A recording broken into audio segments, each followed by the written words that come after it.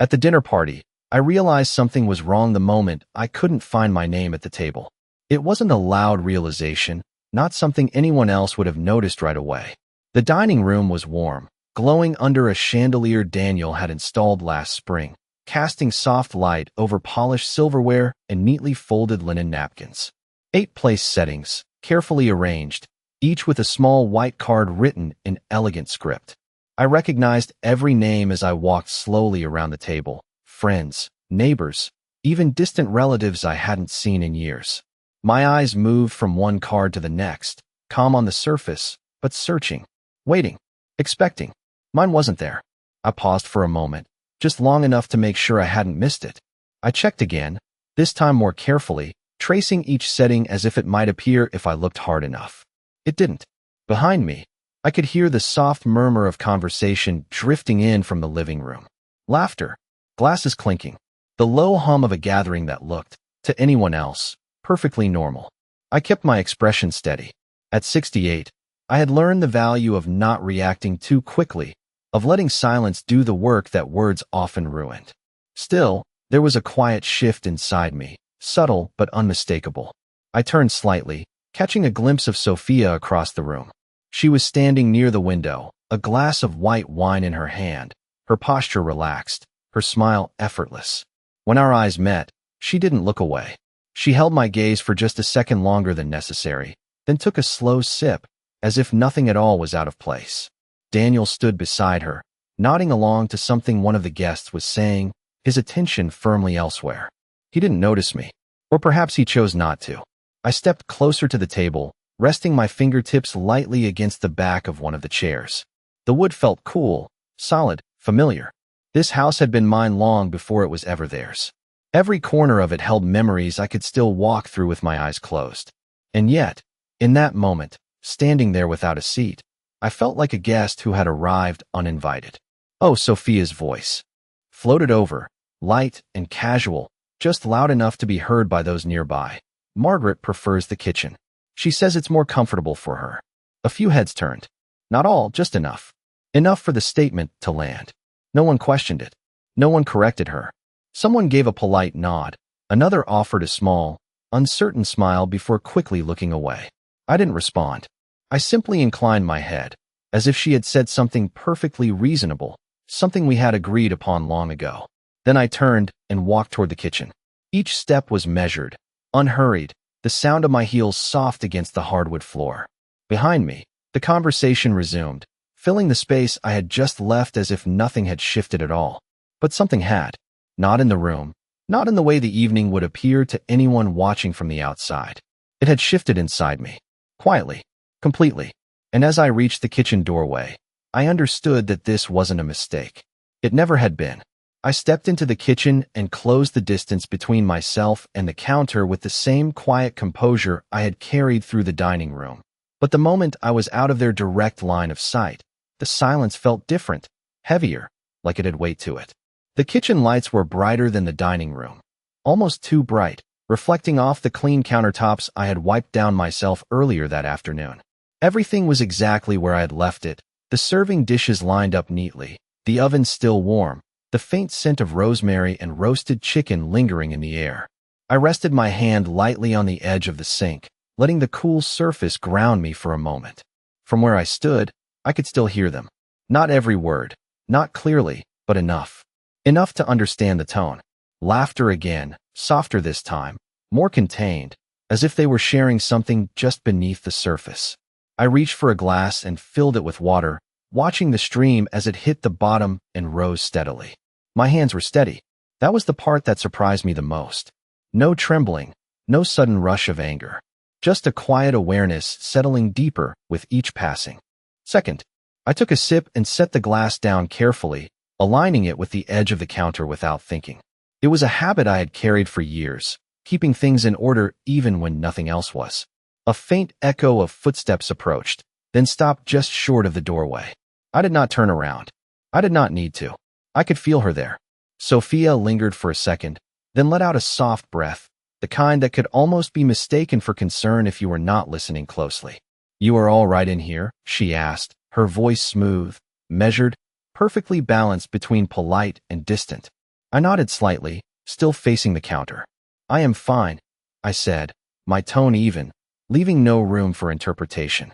There was a pause, brief but deliberate. Then she added, we just thought this would be easier for you. Less overwhelming. I almost smiled at that. Not because it was kind, but because it was precise. Carefully chosen words, placed exactly where they needed to be. Easier.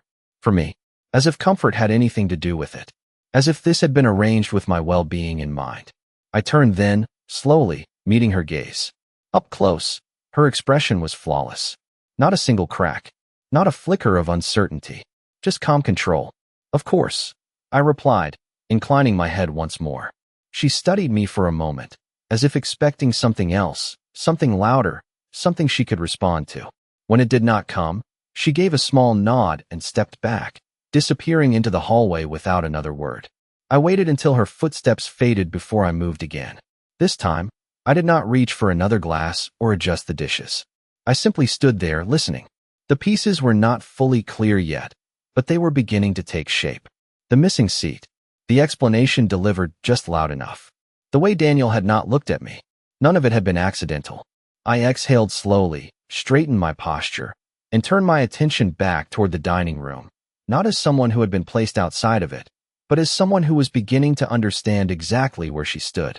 I remained in the kitchen for another minute, just long enough for the rhythm of the evening to settle into something predictable, something I could study without being seen. Then I reached for the serving tray I had prepared earlier, lifting it with steady hands as if nothing at all had shifted, as if I had always intended to be the one carrying dishes instead of taking a seat among them. And I walked back toward the dining room with the same measured pace, my expression calm, my posture unchanged. Because if there was one thing I understood now, it was that every movement mattered, every silence spoke, and every glance revealed more than words ever could. And as I stepped back into the room, the conversation softened for just a fraction of a second before resuming. Not enough for anyone to comment on, but enough for me to notice, enough for me to understand that my absence had not gone entirely unnoticed. It had simply been accepted, folded neatly into the evening like an unspoken agreement. I placed the tray down near the center of the table, careful not to disrupt the arrangement. And for a moment, no one spoke to me directly. They simply adjusted their posture, shifted their attention, allowed me to exist at the edges of their gathering without inviting me fully back into it. Daniel reached for the serving spoon without looking at me, his focus fixed on the plate in front of him, his movements practiced, almost rehearsed, as if he had already decided how this evening would unfold long before the first guest arrived. And Sophia, seated comfortably at his side, continued her conversation with a couple across from her, her tone light, her laughter perfectly timed, never once acknowledging the space where I should have been sitting, never once offering to correct what had been set into motion. And that was when I noticed the second detail, the one that made everything else fall into place. There was an extra chair at the far end of the table, slightly angled, not aligned with the others, not prepared with a setting, just placed there as if it had been an afterthought, or perhaps a placeholder, something that could be explained away if questioned. But no one questioned it. No one even looked at it, except me, and I understood then that it was not meant for me. Not really. It was there to complete the picture, to make the arrangement appear whole while quietly excluding the one person who had once held the head of that table. I moved around the room slowly, offering dishes, refilling glasses, performing the role that had been assigned to me without a single word being spoken. And with each step, each small interaction, I watched more closely, I listened more carefully, and I began to hear things I might have missed before, small comments woven into casual conversation, references to plans I had not been included in, decisions that had already been made, and beneath it all, a subtle shift in how I was addressed, not directly, not rudely, but differently, as if I had already been moved, not just from the table, but from something much larger, something that had once been mine, and I felt it then, not as a sharp pain, but as a quiet certainty settling into place. This was not about a seat. It had never been about a seat. It was about position, about presence, about being seen or being erased. And as I set the last dish down and stepped back, allowing the conversation to continue without me, I realized that I was no longer trying to understand what was happening. I already knew. I was simply waiting to see how far they were willing to go. As the evening continued, I moved through the room with quiet precision, never lingering too long in one place, never drawing attention to myself, yet noticing everything with a clarity that felt almost unfamiliar, like I was seeing my own home from the outside for the very first time. And the more I watched, the more certain I became that this had not been arranged in a single moment. It had been built carefully, step by step, over time, with small decisions that seemed harmless on their own, but now formed something deliberate and complete. I saw it in the way Sophia directed the flow of conversation without appearing to do so, gently guiding topics, introducing stories, deciding who spoke and who listened. And I saw it in the way Daniel followed her lead without hesitation, his voice blending into hers, his presence aligning with hers, as if they had practiced this rhythm long before tonight. And I realized that this was not the first time I had been moved to the edges. It was simply the first time it had been done so openly, so cleanly, without even the courtesy of explanation. My gaze drifted briefly to the far end of the table again, to that extra chair, still untouched, still slightly out of place, and a memory surfaced without warning. A quieter dinner months ago, when Sophia had suggested rearranging the seating so that guests could feel more comfortable. I had agreed then without question, thinking nothing of it. And then another moment, a holiday gathering where I had been asked to handle the kitchen because I knew it best, followed by a birthday dinner where my place had been shifted one seat down to make room for someone else. Always small changes, always reasonable on the surface, always easy to accept in the moment. But now, standing there, I could see the pattern clearly. Each adjustment had been a step. Each step had moved me further away from the center, and I had allowed it, not out of weakness, but out of habit, out of a lifetime of putting others before myself, believing that harmony was something worth preserving, even if it meant stepping back, even if it meant giving up a little space. But this was no longer about harmony. This was about removal, and the realization settled into me with a calm that surprised even myself. I was not being overlooked. I was being repositioned, intentionally, strategically. And as I turned slightly, catching my reflection in the glass of the cabinet, I saw it there, not the confusion I might have expected, not even hurt in the way I might have felt years ago, but something steadier, something sharper, an understanding that did not require confirmation, because everything I needed to know was already in front of me. And across the room, Sophia laughed softly at something one of the guests said. Her expression relaxed, her confidence unshaken, and for the first time that evening, I allowed myself to study her not as family, not as someone I had welcomed into my life, but as she truly was. And I understood then that she had not just taken a seat at this table, she had claimed the entire room, and she believed I had already stepped aside, that I would continue to do so, quietly, gracefully, without resistance. And as I folded my hands lightly in front of me and stood just beyond the circle of conversation, I realized that what she believed and what was true were about to become two very different things. The longer I remained in that room, the clearer the invisible lines became, the ones that separated who belonged at the table from who simply moved around it. And I began to notice something else, something even quieter than the missing seat or the carefully placed words. It was the way decisions were being spoken about, as if they had already been agreed upon, as if the future of this house, this space I had built over decades, was no longer something I was meant to be part of. I heard it in fragments at first, passing comments that blended easily into conversation, Daniel mentioning renovations in a tone that suggested certainty rather than discussion, Sophia adding details about timelines, about contractors, about changes that would make the home more functional. And each word was delivered lightly, casually, as though they were talking about repainting a room instead of reshaping a life. I kept my expression neutral as I moved closer, adjusting a glass here, straightening a napkin there, placing myself just near enough to listen without appearing to listen at all. And that was when I heard it clearly, Sophia's voice, calm and confident, saying, "Once everything is finalized, it will be easier for everyone, especially Margaret. She will not have to worry about managing a place this size anymore."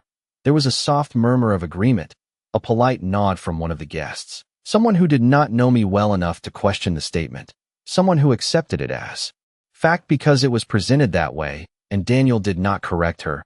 He simply added, "It is the practical thing to do," his tone steady, detached, as if he were discussing a business decision rather than his own mother.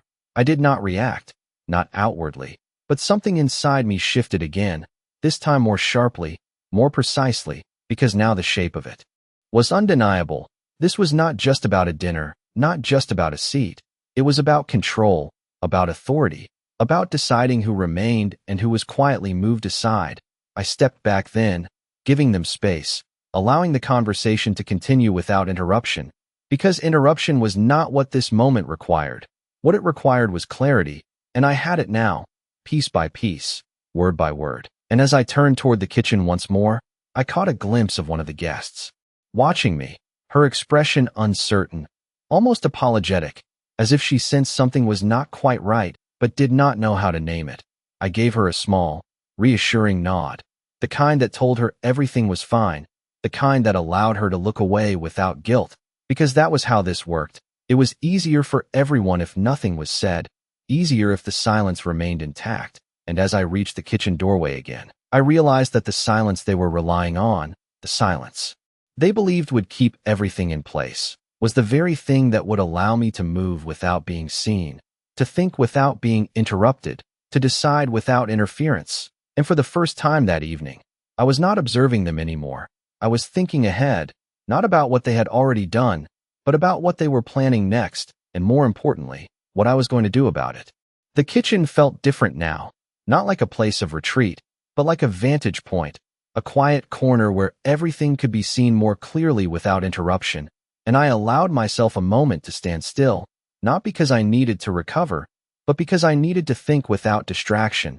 The sounds from the dining room drifting in with a steady rhythm, voices rising and falling, laughter placed carefully between sentences, and beneath it all, that same underlying current of certainty, as if everything had already been decided long before tonight. I reached for a folded dish towel and ran it slowly across the already clean counter, not because it needed cleaning, but because the motion gave my hands something to do while my mind moved ahead. And that was when I began to consider not just what they had planned, but how they had managed it. Because something like this did not happen all at once. It required preparation, timing, coordination, and more importantly, confidence that it would not be challenged. I thought back to the past year, to the small changes I had dismissed, the documents Daniel had asked me to sign without much explanation, the way he had framed them as routine, as updates, as things that would make life easier. And I remembered how I had trusted him, how I had not asked too many questions because I believed there was no reason to. And now, standing there in my own kitchen, I realized that trust had been the foundation they built this on, not mine alone, but the assumption that I would continue to trust, continue to step aside, continue to accept what was presented without resistance. I folded the towel neatly and set it down, aligning it with the edge of the counter the same way I always had. And then I reached for my phone, not in a rush, not with urgency, but with intention, scrolling through my contacts until I found the name I had not needed to call in a very long time. Thomas Avery, the family attorney who had handled everything after my husband passed. The one person who would know exactly how much of this had been arranged without my knowledge. I did not press call, not yet. I simply let the name sit there on the screen for a moment, steady, familiar, a reminder that there were still parts of this situation that belonged to me, parts that had not been quietly shifted or reassigned. And I slipped the phone back into my pocket just as the sound of chairs moving reached me from the dining room, signaling that dinner was progressing, that the evening was continuing exactly as they had planned. And I took a slow breath before stepping away from the counter, not as someone returning to serve, but as someone returning to observe with a different understanding. Because whatever they believed had already been decided, whatever they thought had been set into motion without my awareness, they were about to learn that silence did not mean absence, and that being unseen did not mean being powerless. And as I walked back toward the doorway, I felt something settle into place within me, not anger, not even resentment, but clarity, the kind that does not need to announce itself, the kind that simply waits for the right moment to act. I stepped back into the dining room just as the plates were being passed around, the rhythm of the evening continuing without hesitation, as if my brief absence had been part of the plan all along.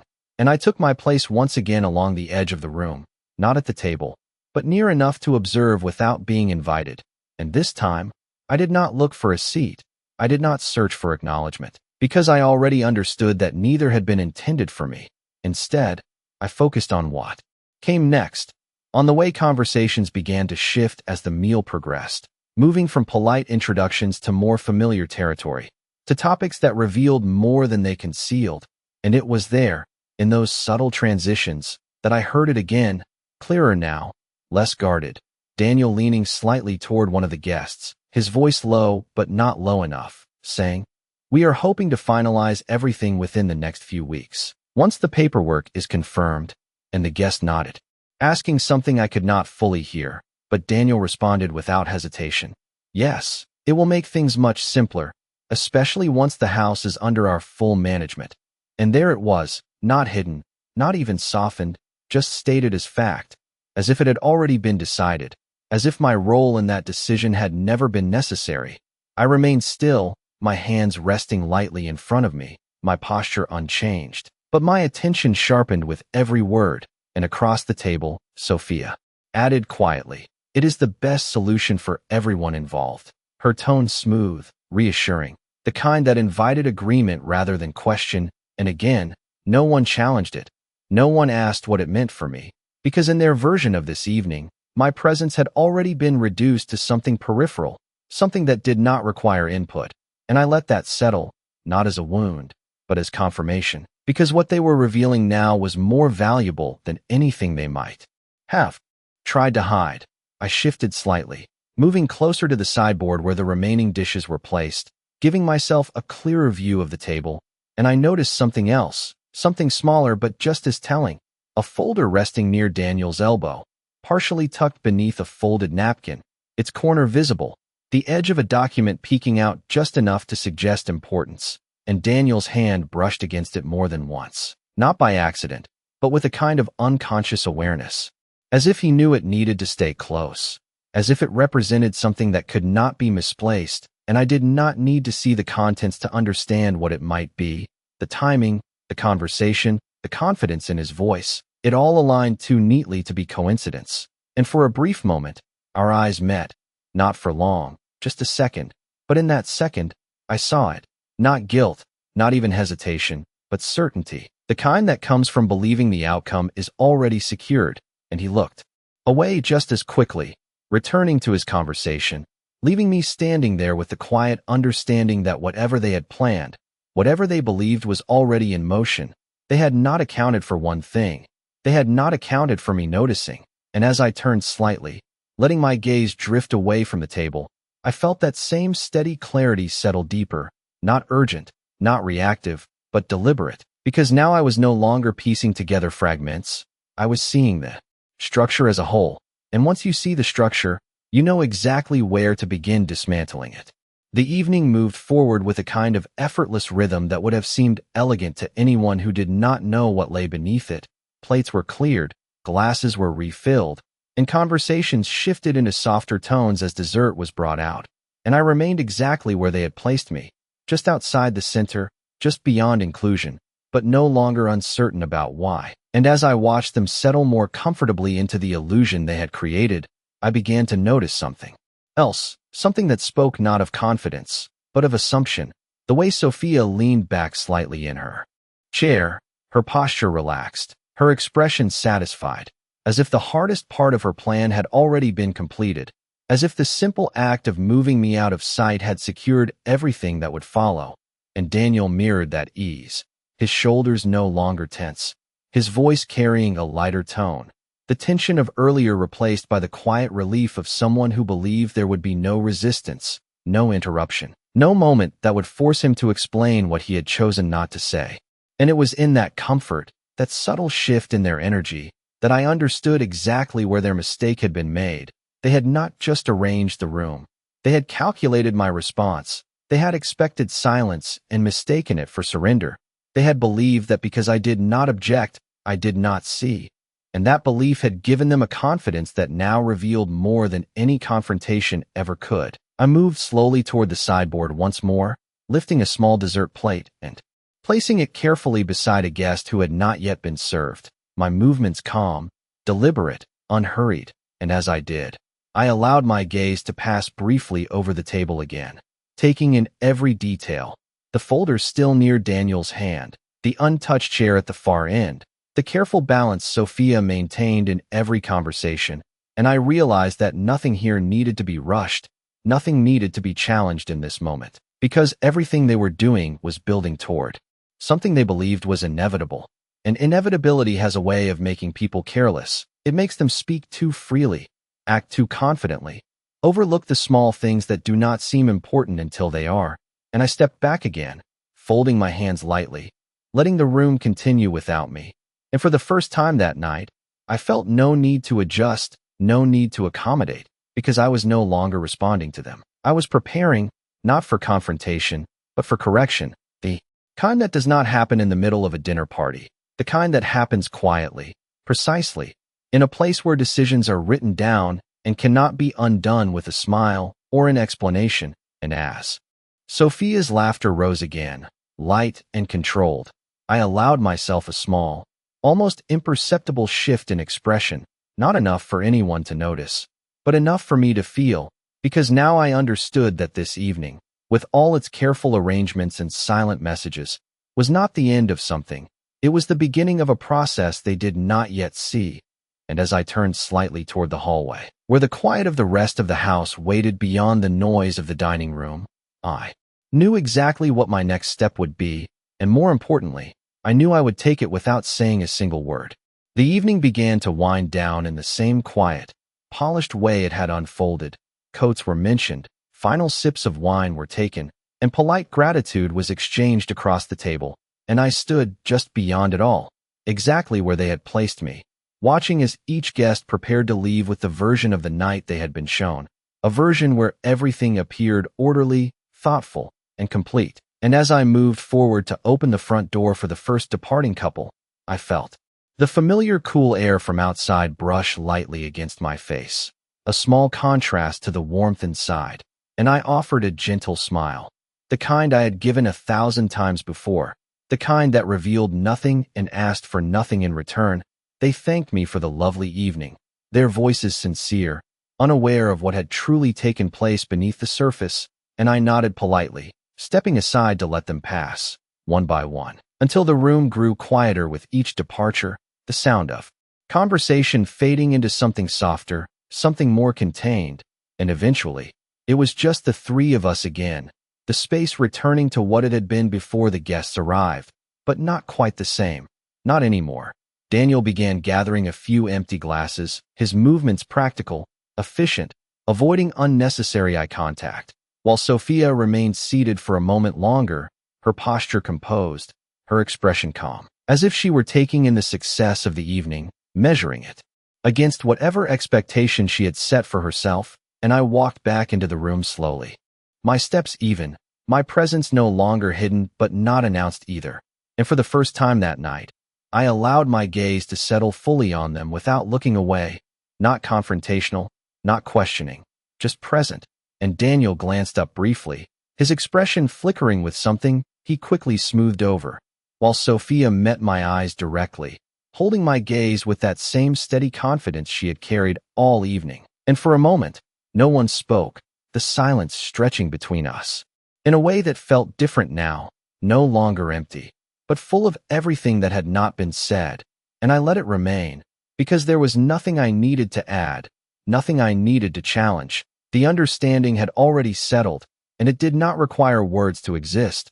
I turned then, moving past them toward the hallway, my hand brushing lightly against the wall as I walked, a small, familiar gesture that grounded me in the space that was still, undeniably, mine. And as I reached the edge of the room, I paused for just a second, not long enough to draw attention, but long enough to let the moment register, not for them, but for myself. Because what had changed tonight was not visible in the arrangement of the table or the placement of a chair. It was something quieter, something far more permanent. And as I continued down the hallway without looking back, I understood with complete clarity that they believed the evening had confirmed their position, that everything had moved forward exactly as planned. And perhaps, from where they stood, it had, but what they did not realize, what they had not accounted for, was that nothing had been finalized. Not truly, not yet, and that the silence they had relied on, The silence they had mistaken for acceptance had been something else entirely, something patient, something deliberate, something that would not reveal itself until it mattered most. And by the time it did, it would be far too late for them to adjust what they thought had already been decided.